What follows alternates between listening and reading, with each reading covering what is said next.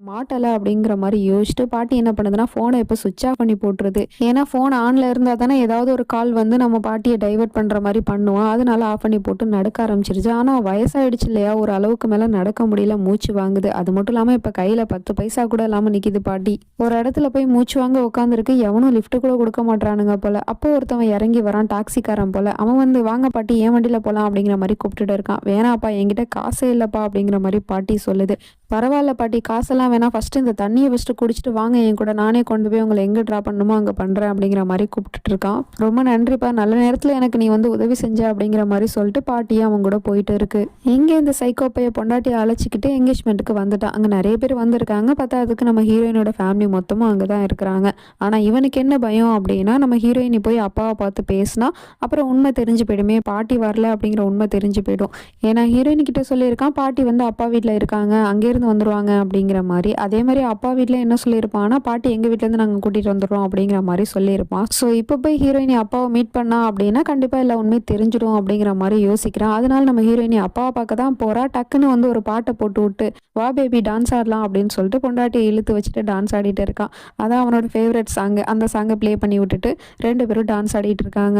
அதே சமயம் பாட்டியும் கார்ல வந்துட்டு இருக்கு. இப்போ நைட் ஆயிடுச்சு. ஆனா இன்னுமே போக வேண்டிய இடத்துல போய் அவன் இறக்கி விடல போல. பாட்டிக்கு சந்தேகமா இருக்கு. கேக்குது, "நான் போக வேண்டிய இடம் கார்ல ஏறுனதுலேருந்து பார்த்தா ஒரு 3 கிலோமீட்டர் தூரம் தானே. நீ என்னடான்னா இவ்வளோ தூரம் என்ன கூட்டிட்டு போயிட்டு இருக்க. எங்க கூட்டிட்டு போயிட்டு இருக்க?" அப்படிங்கிற மாரி பாட்டி கேக்குது. "இதோ இங்க கொஞ்ச தூரம் தான் பாட்டி" அப்படிங்கிற மாரி சொல்லிட்டு அவன் பாட்டிக்கே காரை ஓட்டிட்டு இருக்கான். பாட்டிக்கு சந்தேகம் வந்துருச்சு. ஏதோ தப்பா இருக்கு அப்படின்னு சொல்லிட்டு, "காரை நிப்பாட்டு. நீ ஃபர்ஸ்ட் காரை நிப்பாட்டு. நானே போய்க்கிறேன்" அப்படின்னு சொன்னதும் அவனும் நடு ரோட்ல பாட்டியை விட்டுட்டு அங்க இருந்து போயிடுறான். பாட்டிக்கு என்ன பண்றது எது பண்றதுனே தெரியல. மூச்சு வாங்க அங்க இருந்து நடந்து வந்துட்டு இருக்கு. இந்த வயசான காலத்துல பாட்டி இன்னும் எவ்வளவு தூரம் தான் நடந்து போகும்னு தெரியல. அப்படியே கட் பண்ணா இங்க இவங்க 2 பேரும் டான்ஸ் ஆடிட்டு இருந்தாங்கல்ல. இப்ப டான்ஸ் ஆடி முடிச்சாச்சு. அப்புறம் நம்ம ஹீரோயினி அங்க வர்றவங்க எல்லாம் பார்த்து மீட் பண்ணி பேசிட்டு இருக்கா. திரும்பவும் அப்பாவை பாக்குறா. அப்பாவை பார்த்துட்டு அப்பா கிட்ட போய் பேசணும் அப்படிங்கிற மாதிரி தோணுது. அதனால மேலே ஏறி போயிட்டு இருக்கா. அவருமே மாடிப்படியில இருந்து கீழே இறங்கி வந்துட்டு இருக்காரு. இதை அவன் மறுபடியும் பார்த்துறான். திரும்பவும் வந்து ஜான்வி அப்பா கிட்ட போயிட்டு இருக்காளே. 2 பேரும் மீட் பண்ணாங்கன்னா பெரிய பிரச்சனையாடும். இப்ப என்ன பண்றது அப்படிங்கிற மாதிரி யோசிச்சுட்டு அங்க மைக்க வாங்கி பேசிட்டு இருக்கான். "நாங்க மட்டுமே கப்புலா டான்ஸ் ஆடினா எப்படி? நீங்களுமே இந்த பார்ட்டி என்ஜாய் பண்ணணுமா இல்லையா? அதனால இப்போ டிஜே சாங் வந்து ப்ளே பண்ணுவாரு. நீங்க எல்லாரும் சேர்ந்து டான்ஸ் ஆடணும். நான் தான் இதை ஆரம்பிச்சு வைக்க போறேன்" அப்படிங்கிற மாதிரி சொல்லி நம்ம ஹீரோயினோட தங்கச்சி அங்க கூட்டிட்டு வந்து பாட்டை ப்ளே பண்ணி விட்டுட்டு இவன் பாட்டிக்கே ஆடிட்டு இருக்கான். அதுவும் என்ன சாங்கு, நம்ம தமிழ் சாங்குங்க. ஒய் திஸ் கொலவரி அந்த சாங்கை போட்டு ஆடிட்டு இருக்காங்க. அதுக்கப்புறமா மொத்த ஃபேமிலியும் ஆடுது. அப்புறம் அங்க இருக்கிற எல்லாருமே ஆட ஆரம்பிச்சிடுறாங்க வைப்ல. இதுதான் நல்ல ஐடியா. இப்போ இவங்க எல்லாரும் ஆடிட்டு இருந்தாங்க அப்படிங்கும் போது யாரும் யாரைய பத்தி விசாரிக்க மாட்டாங்க. இவங்க அப்படியே ஆடிட்டு இருக்கட்டும் அப்படின்னு சொல்லிட்டு அங்க இருக்கிற டிஜேட்ட போய் சாங் எக்காரணத்தை கொண்டு நிப்பாட்டக்கூடாது, சாங்கை ப்ளே பண்ணிட்டே இரு அப்படிங்கிற மாதிரி சொல்லிட்டு இவன் மட்டும் நைஸா அங்க இருந்து எஸ்கேப் ஆகி போறான். எங்க போறான்னு தெரியல. பாட்டியும் அப்படி இப்படின்னு நடந்து ஒரு வழியா அந்த ஹோட்டல் இருக்கிற இடத்துக்கே வந்துருச்சு. அந்த சைடா போகும்போது தான் பாட்டி ஒரு விஷயத்த கவனிக்குது. விராஜோட காரு இங்க கிடக்குது.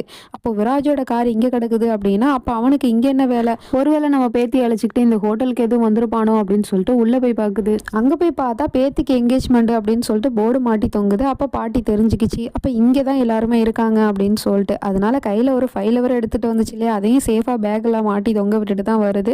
அங்க இருக்கிறவங்கள்ட்ட கேக்குது, "இந்த மாதிரி என்னோட பேத்திக்கு என்கேஜ்மெண்ட், சியாங்கிற பொண்ணுக்கு, அவளுக்கு என்கேஜ்மெண்ட் எந்த ஃப்ளோர்லப்பா நடக்குது?" அப்படிங்கிற மாதிரி சொன்னதும், "வாங்க பாட்டி நான் கூட்டிட்டு போறேன்" அப்படின்னு சொல்லிட்டு ஒருத்தவன் லிஃப்ட்ல அழைச்சிட்டு போயிட்டு இருக்கான். அதே சமயம் இந்த பக்கம் நம்ம ஹீரோயினி வந்து புருஷனை காணோம் அப்படின்னு சொல்லிட்டு தேட ஆரம்பிச்சிட்டா. எங்க இவ்வளவு நேரம் இங்கே தானே டான்ஸ் ஆடிட்டு இருந்தாரு, எங்க போனாரு அப்படிங்கிற மாதிரி தேடிட்டு போயிட்டு இருக்கா. பாட்டியை கூட்டிட்டு வந்தவன் உள்ள வரைக்கும் கூட்டிட்டு வந்து இந்த டோருக்கு பின்னாடி தான் என்கேஜ்மெண்ட் நடக்குது அப்படிங்கிற மாதிரி சொல்லிட்டு விட்டுட்டு போயிடுறான். அதுக்கப்புறம் பாட்டியும் அந்த டோரை ஓப்பன் பண்ணி உள்ள போய் பாக்குது. உள்ள போய் பார்த்தா அங்க ஒரே வெட்ட வெளியா இருக்கு. அங்க யாரையுமே காணோம். அதாவது அந்த பில்டிங்கோட டாப் ஃப்ளோர்ல கொண்டு வந்து விட்டுட்டு போயிருக்கான் போல. அப்ப வந்தவனுமே வந்து அந்த சைக்கோ பைலட் ஆளுதான் போல. அது தெரியாம பாட்டியுமே வந்து முழிச்சிட்டு இருக்கு. எங்க யாரையுமே காணோம் அப்படிங்கிற மாதிரி. அப்ப பின்னாடி ஒரு குரல் கேக்குது, "ஹலோ பாட்டி எப்படி இருக்கீங்க?" அப்படின்னு சொல்லிட்டு. பின்னாடி திரும்பி பார்த்த பாட்டிக்கு பயங்கர ஷாக்கு. ஏன்னா அங்க வந்து இருக்கிறது அந்த விராஜ் பைய தான். அவனை பார்த்ததுமே பாட்டி பயந்து போயிடுது. இவனா அப்படிங்கிற மாதிரி பார்த்துட்டு இருக்கு. "என்ன பாட்டி இப்படி வேர்த்து விறுவிறுத்து போய் வந்திருக்கீங்க, இந்தாங்க பாட்டி கர்ச்சீஃப் தொடச்சுக்கோங்க" அப்படிங்கிற மாதிரி கொடுத்துட்டு இருக்கான். உடனே பாட்டி அங்க இருந்து எஸ்கேப் ஆகி ஓட பாக்குது. அங்க போய் டோரை ஓபன் பண்ணா அந்த டோர் ஓபன் பண்ணவே முடியல. அதை வந்து இவன் லாக் பண்ணி வச்சிருக்கான் போல. "பாட்டி உங்களால ஒரு கதவை திறக்க முடியும் அப்படின்னா என்னால ஒரு கதவை மூடவும் முடியும். அந்த டோரை இப்ப நான் மூடிட்டேன். அதனால நீங்க இங்க இருந்து எங்கேயும் தப்பிச்சு போக முடியாது" அப்படிங்கிற மாதிரி வேற பேசிட்டு இருக்கான். பாட்டிக்கு வந்த கோவத்துக்கு அவனை ரொம்ப மோசமா திட்டிட்டு இருக்கு. "நீ எல்லாம் ஒரு மனுஷனாடா? அவனோட அப்பா அம்மா இறந்து போனதுக்கு அப்புறம் உன்னோட தங்கச்சியை நீ பாத்துக்காம அவளை கொண்டு போய் பைத்தியாஸ்பத்திரியில சேர்த்து வச்சிருக்கே. நீ தாண்டா உண்மையான பைத்தியம். அதுவும் சொத்துக்காக தானே இவ்வளவும் நீ பண்ணிருக்க" அப்படிங்கிற மாதிரி கேட்டுட்டு இருக்கு. உடனே இவனுக்கு கோந்துருது. என்னது பைத்தியமா? பாட்டி என்ன பார்த்தா பைத்தியம் மாதிரியா தெரியுது உனக்கு? சரி நான் பைத்தியமாவே இருந்துட்டு போயிடுறேன். ஆனா நீ இங்க எப்படி வந்த அப்படிங்கிறத பத்தி யோசியா இல்லையா அப்படிங்கிற மாதிரி கேட்குறான். பாட்டிக்கு எதுவுமே புரியல. சரி நானே சொல்றேன் அப்படிங்கிற மாதிரி அவன் சொல்ல ஆரம்பிக்கிறான். முத என்னோட கேம் எங்கேருந்து ஸ்டார்ட் பண்ணேன்னு உனக்கு தெரியுமா பாட்டி? நீ வந்து என்னோட உண்மையெல்லாம் சொல்றதுக்காக நீ உன்னோட வீட்டுக்கு தான் போவே அப்படிங்கிறது எனக்கு நல்லாவே தெரியும். அதனால தான் உன் வீட்டில் இருக்கிறவங்க எல்லாரையும் நான் இங்கே வர வச்சேன். அது தெரியாம நீ அங்கே போய் ஏமாந்து போயிட்ட. ரெண்டாவது விஷயம், சஞ்சய் மாதிரியே உனக்கு கால் பண்ணி பேசினது அதுவும் நான் தான். எதுக்காக அப்படி பண்ணனா, அப்பதான் உன்னை போலீஸ் ஸ்டேஷனுக்கு வர வச்சு உன்னை பிடிக்கலான்னு பார்த்தேன். ஆனா அதுலயுமே நீ ஜஸ்ட் மிஸ் எஸ்கேப் ஆயிட்ட கிளவி. சரின்னு சொல்லிட்டு அதுக்கப்புறமும் நான் ஒரு பிளானை போட்டேன். அது உனக்கு தெரியாதுல்ல. அது என்ன பிளான் தெரியுமா? நீ ஏறி வந்திய டாக்ஸி, அந்த டாக்ஸி டிரைவர் என்னோட ஆளு. அவன் உன் கண்ணுக்கு அப்ப என்னவா தெரிஞ்சா? கடவுள் மாதிரி வந்து உனக்கு ஹெல்ப் பண்ணான். ஆனா கிளவி, நீ ஏமாந்து போயிட்ட கிளவி. அவன் தான் உன்னை கொண்டு வந்து இங்க விட்டுட்டு போறான்.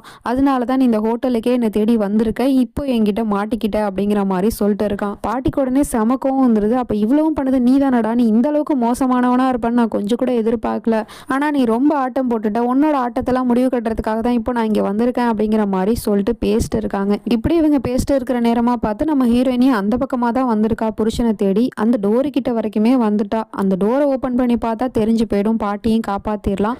இருந்தாலும் அந்த டோரை ஓபன் பண்ணி பார்த்துருந்துருக்கலாம். ஆனா அதை விட்டுட்டு இவ என்ன பண்றானா, இல்ல அவர் இங்கெல்லாம் வந்திருக்க மாட்டாரு, ஒருவேளை அவர் கீழே போயிருக்கலாம், நம்ம போய் கீழே பார்க்கலாம் அப்படின்னு சொல்லிட்டு அங்க இருந்து போயிடுறா. ஜஸ்ட் மிஸ், உள்ள போயிருந்தா பாட்டியை காப்பாத்தி இருந்திருக்கலாம். இங்க இவனும் ரொம்பவே திமிரா பேசிட்டு இருக்கான் பாட்டி கிட்ட. உன்னால என்னதான் பண்ண முடியும் கிழவி? நீ இவ்வளவு தூரம் போராடி வந்துட்டல்ல. ஆனா என்ன பண்றது, உன்னோட மொத்த பிளானுமே இங்க ஃபெயிலியர் ஆயிடுச்சு. ஏன்னா நீ என் முகத்துல முழிச்சிட்டியே.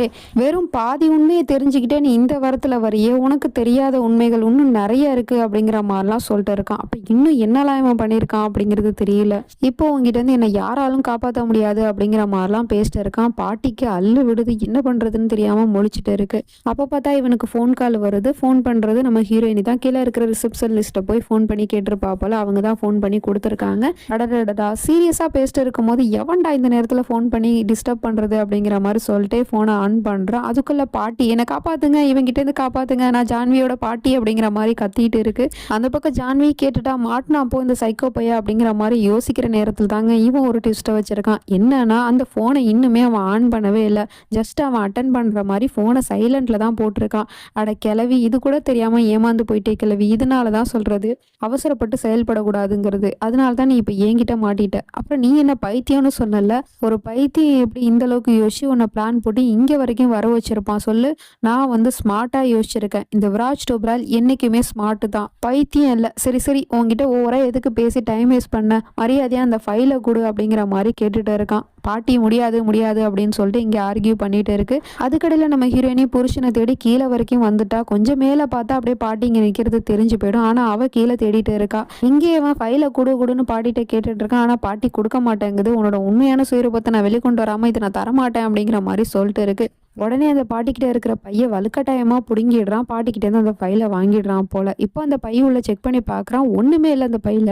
அது எம்டியா இருக்கு. எங்க போச்சு அந்த ஃபைலு? அந்த ஃபைலை நீ எங்க வச்சிருக்க அப்படிங்கிற மாதிரி கேட்டுட்டு இருக்கா. ஆனா பாட்டி சொல்லுது, நீ என்ன நினைச்ச? உன்னோட குடும்பியா இருக்கிற அந்த ஃபைல நான் எப்படி இங்க வரைக்கும் எடுத்துட்டு வருவேன், அது உன் எடுத்துக்கு அப்படிங்கிற மாதிரி பாட்டி கேக்குது. வச்சிச்சு பாரு பாட்டி ட்விஸ்ட் அப்படிங்கிற மாதிரிதான் இருக்கு. பாட்டி இவனுக்கு மேல நல்லா யோசிச்சு பிளானை போட்டுதான் இங்க வந்திருக்கு.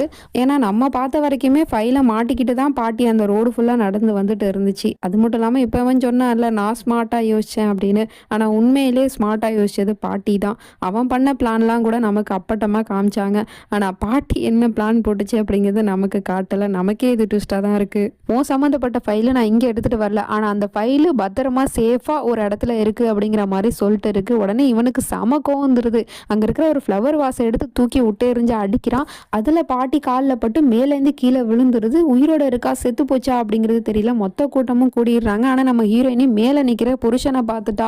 அப்ப அவன் தான் தள்ளி விட்டானா அப்படிங்கிற மாதிரி பார்த்தாலா என்னங்கிறது தெரியல. அவளை பார்த்ததும் இவன் அந்த பக்கம் ஒளிஞ்சிக்கிறான். நம்ம ஹீரோயினுக்கு எதுவுமே புரியல. என்ன இங்க ஒரே கூட்டமா இருக்கு அப்படின்னு சொல்லிட்டு அதுக்கப்புறமா தான் அங்க போய் பாக்குறா. பாட்டி கீழே விழுந்து கிடக்குது. உடனே இவ பதறி போயிடுறா. பாட்டிக்கு என்னாச்சு ஏதாச்சுன்னு சொல்லிட்டு. அப்புறம் அங்க மொத்த ஃபேமிலியுமே வந்துடுறாங்க. அங்க பாட்டி இப்படி விழுந்து கிடக்கிறத பார்த்துட்டு எல்லாருமே பதறி போயிடுறாங்க. ஏன்னா நெத்தில அடிபட்டுருச்சு நல்ல பலமா. பாட்டிக்கு என்னாச்சு ஏதாச்சுங்கிறது தெரியல. உயிரோட இருக்கா இல்ல செத்து போச்சா அப்படிங்கிறது அப்படிங்கிறது தெரியல. அப்புறம் நீங்கள் இவ்வளோ நேரமாக பார்த்த கதை எல்லாமே 1 இல்லை 2 இல்லை, மொத்தமாக 4 எபிசோட்ஸோட கதையை தான் நான் மொத்தமாக பேசியிருக்கேன். அப்படி இருந்துமே வந்து 2 எபிசோட் போடுங்க, 3 எபிசோட் போடுங்க அப்படின்னு நீங்கள் எப்படி தான் மனசாட்சி இல்லாமல் கேட்குறீங்களோ அப்படிங்கிறது எனக்கு தெரியல. ஏன்னா 4 எபிசோட்ஸை நான் உட்காந்து பார்த்துட்டு அதுக்கப்புறமா வாய்ஸ் கொடுத்து அப்புறம் எடிட் பண்ணி போடுறதெல்லாம் சாதாரணமான விஷயம் இல்லை. ஈஸியாக சொல்லிட்டு போயிடுறீங்க. ப்ளீஸ் என்ன அண்டர்ஸ்டாண்ட் பண்ணிக்கோங்க. நான் டெய்லி வீடியோ அப்லோட் பண்ணிட்டு தான் இருக்கேன். முடிஞ்ச வரைக்கும் உங்களோட சப்போர்ட்டை எனக்கு முழுமையாக கொடுங்க. தேங்க்ஸ் ஃபார் வாட்சிங் and tata bye bye friends.